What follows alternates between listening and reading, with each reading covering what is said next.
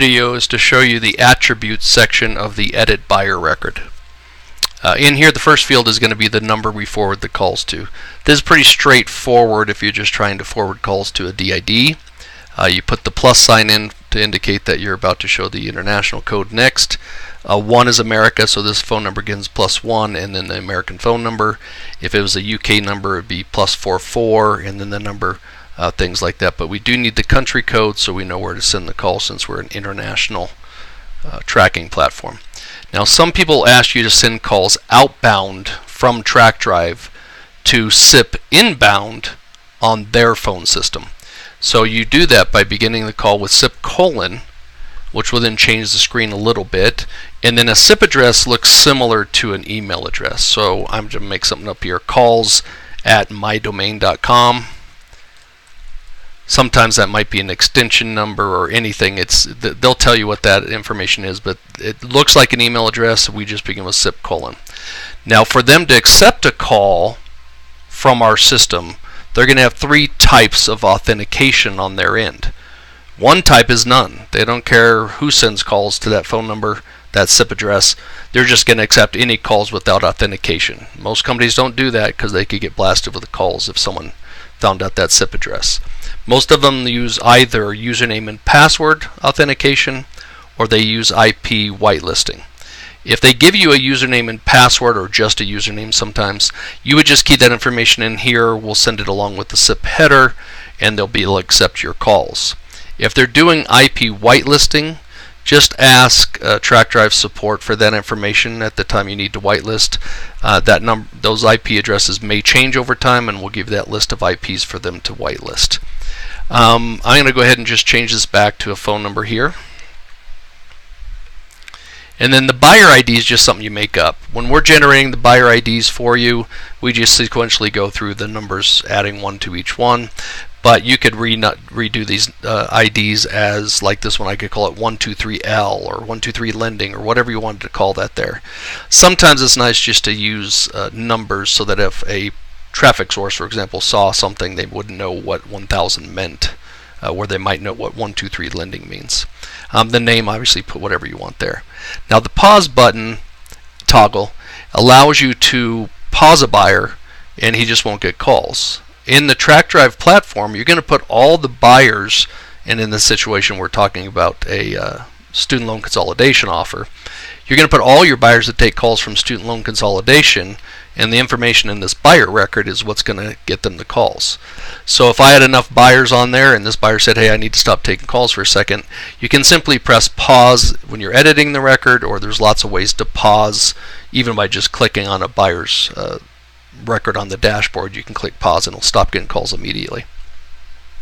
The manage filters is where a lot of the magic happens. So in this offer for this buyer, I'm going to say that he told me he does not want New York and Illinois to come to him, and that's pretty popular filters for geo on student loan consolidation. And he also over time decided, you know, the only traffic source I like of all the traffic you're sending me were from these calls. He gave you some caller IDs and you realize that's all Google.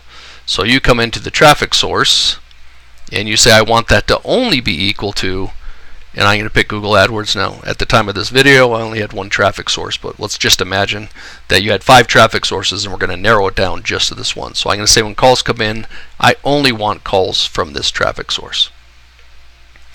Now, the other thing that's going to happen a lot are the text tokens that you've defined in the system. So I'm going to click on text tokens here, and I'm going to say that I want the call type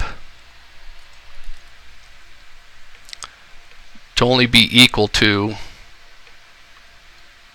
search. Now, in that case, let's say he likes all your search traffic. I maybe wouldn't filter the traffic source ID to Google AdWords and let all the calls that are coming in from search phone numbers to go through, so maybe Bing and Google. But that's a filter I could do. And then the other type of tokens we have are tokens that are going to prompt the consumer. So I had predefined a bunch of tokens here. in the tokens and IVR prompt. But you'll see here that I have student loan consolidation payment status, student loan consolidation amount of federal debt, student loan type of debt, student loan, are you employed or not, are you currently in school. Now, a common thing for people to filter on is they want, let's say, SLC type of debt, and they want, whenever it's equal to either federal or both federal and private, but not just private by itself. So they'll take that. And then they also say that they're looking for the amount of debt to be over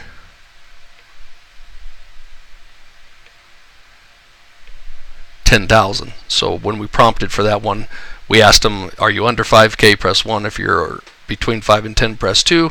If you're over 10, press 3. So I'm picking up that they just want over 10K. So I add that text token in there as well. So you can see that these filters here have limited the geo to not be Illinois or New York call, that they only want calls from traffic source Google AdWords. They want to make sure the call type is search, and they want to make sure that the type of debt is either federal or both, and that they have over 10K. Now, where did this search come from? The call type equals search. Well, when I pulled the number for Google there, I went into the extra tokens and I told the system that this number is of call type search, so that I can use this filter on the buyer records to filter the calls that they're going to get. So that is the area of the attribute section of the buyer edit.